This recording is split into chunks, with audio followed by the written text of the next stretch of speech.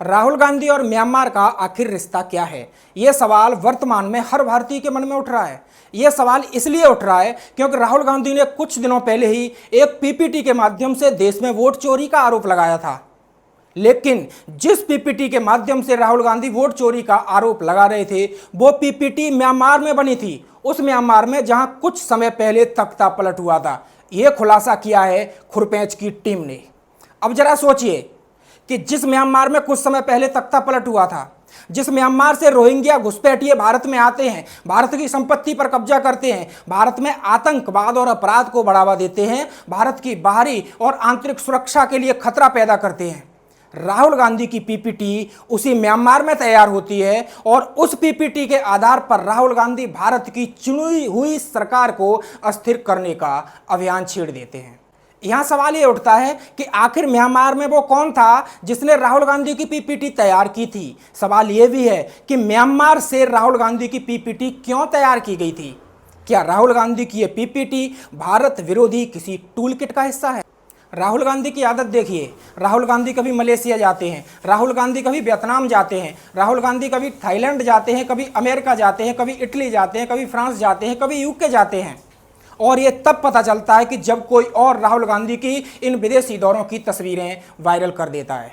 तो क्या राहुल गांधी के ये छिपे हुए विदेशी दौरे, राहुल गांधी के ये गुप्त विदेशी दौरे उसी भारत विरोधी टूल किट का हिस्सा है जिस टूल किट के तहत राहुल गांधी की पीपीटी म्यांमार में तैयार की जाती है ताकि भारत में अस्थिरता फैलाई जा सके? याद कीजिए किसान आंदोलन, उस समय भी विदेशी टूल किट के माध्यम से भारत को बदनाम करने का प्रयास किया गया था और वर्तमान समय में भी वही गैंग कह रहा है कि जो म्यांमार में हुआ, जो श्रीलंका में हुआ, जो बांग्लादेश में हुआ या जो अभी नेपाल में हुआ, वैसी स्थिति भारत में भी आ सकती है।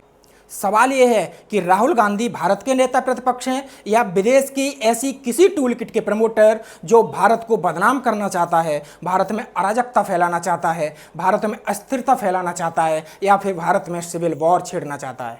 खुरपेंच की टीम ने जब राहुल गांधी की पीपीटी का मेटा डेटा निकाला तो उसमें यह सामने आया कि राहुल गांधी की जो पीपीटी थी उसका टाइम जोन म्यांमार का था।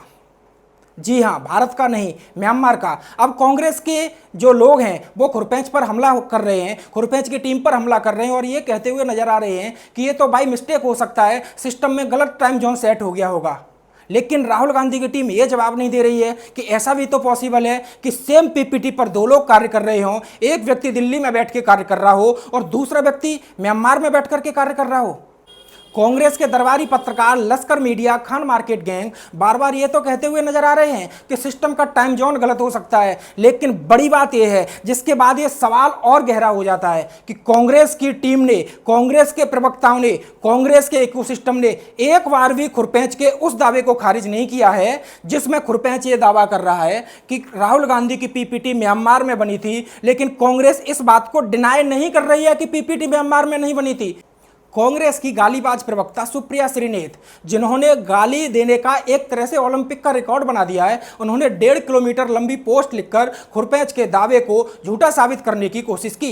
लेकिन खुरपेंच ने पलटवार करते हुए सुप्रिया श्रीनेत के उस 1.5 किलोमीटर लंबी पोस्ट की भी धज्जियां उड़ा दी।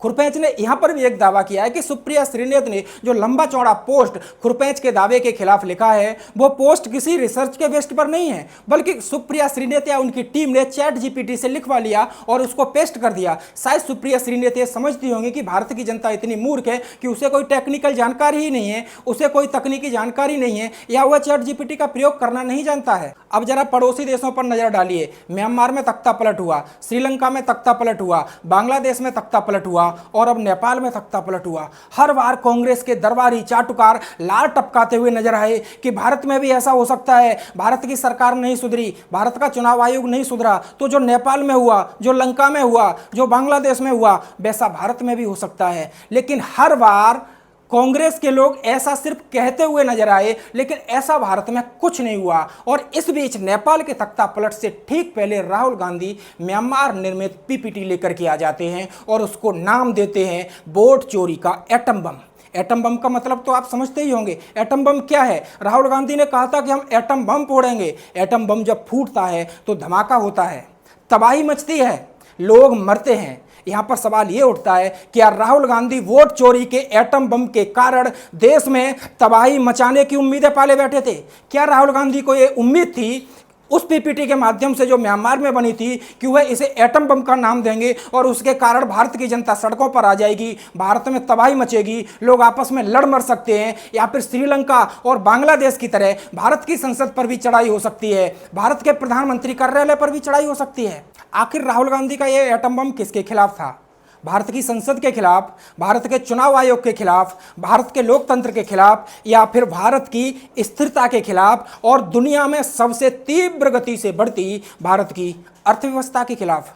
इसी एटम बम के आधार पर राहुल गांधी ने बिहार में वोटर अधिकार यात्रा भी निकाली और यात्रा समाप्त होने के बाद राहुल गांधी उस पंजाब में नहीं गए जहां बाढ़ से तबाही मची हुई है, राहुल गांधी उस हिमाचल में नहीं गए जहां बाढ़ से 400 से अधिक लोग मर चुके हैं, बल्कि राहुल गांधी चुपके से मलेशिया चले गए और उसका खुलासा तब हुआ जब चुपके से ही राहुल गांधी की तस्वीरें वायरल हो गई। इस बात का राहुल गांधी के समर्थक ये कहते हुए बचाव करते हैं कि राहुल गांधी की तो पर्सनल लाइफ है। माफ करिएगा, राहुल गांधी की लाइफ पर्सनल नहीं है। राहुल गांधी भारत के नेता प्रतिपक्ष हैं, राहुल गांधी भारत के एलओपी हैं। राहुल गांधी और उनकी टीम उनको प्रधानमंत्री बनाने का दावा पेश करती है, तो जो व्यक्ति भारत का प्रधानमंत्री बनना चाहता हो, जो व्यक्ति भारत का नेता प्रतिपक्ष हो, उसकी लाइफ पर्सनल कैसे हो सकती है? आपको विदेशी दौरे पर जाना है, जाइए, लेकिन आपको बताना तो पड़ेगा कि आप क्यों गए, किससे मिले। आप चुपके से जाते हैं, चुपके से आते हैं और किसी को पता तक नहीं होता है, और इस बीच आपकी विदेश से बनी हुई एक पीपीटी आती है। उस पीपीटी के आधार पर आप भारत की चुनी हुई सरकार को सीधे सीधे चोरी से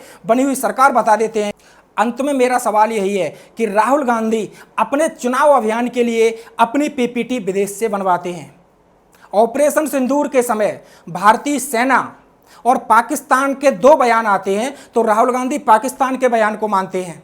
ऑपरेशन सिंदूर पर भारत के प्रधानमंत्री और अमेरिका के राष्ट्रपति का बयान आता है, तो राहुल गांधी अमेरिका के राष्ट्रपति के बयान को मान लेते हैं। भारत की अर्थव्यवस्था पर जब भारत के प्रधानमंत्री कहते हैं कि भारत की अर्थव्यवस्था दुनिया की सबसे तेजी से बढ़ी हुई अर्थव्यवस्था है, और इस बीच अमेरिका का राष्ट्रपति कहता है कि भारत तो डेड इकोनॉमी है, तो राहुल गांधी भारत के प्रधानमंत्री को नहीं, राहुल गांधी भारत की आरबीआई को नहीं, बल्कि राहुल गांधी अमेरिका के राष्ट्रपति के बयान को सच मान लेते हैं। तो यहीं पर तो सवाल खड़ा हो जाता है। हर भारतीय के मन में यह सवाल आएगा कि राहुल गांधी भारत के हित में भारत के नेता प्रतिपक्ष हैं, या फिर भारत में अराजकता फैलाने के लिए किसी विदेशी टूल किट, विदेशी पीपीटी या फिर विदेशी एजेंडे के प्रमोटर। खुरपेंच को गाली देने से सच नहीं बदल जाएगा। अगर खुरपेंच झूठा है तो जिस तरीके से राहुल गांधी ने पीपीटी के माध्यम से वोट चोरी का सो कॉल्ड एटम बम फोड़ा था, उसी तरीके से प्रेस कॉन्फ्रेंस करके दुनिया भर के पत्रकारों को बुला करके राहुल गांधी ये स्वीकार करें कि उनकी पीपीटी म्यांमार में नहीं बनी थी।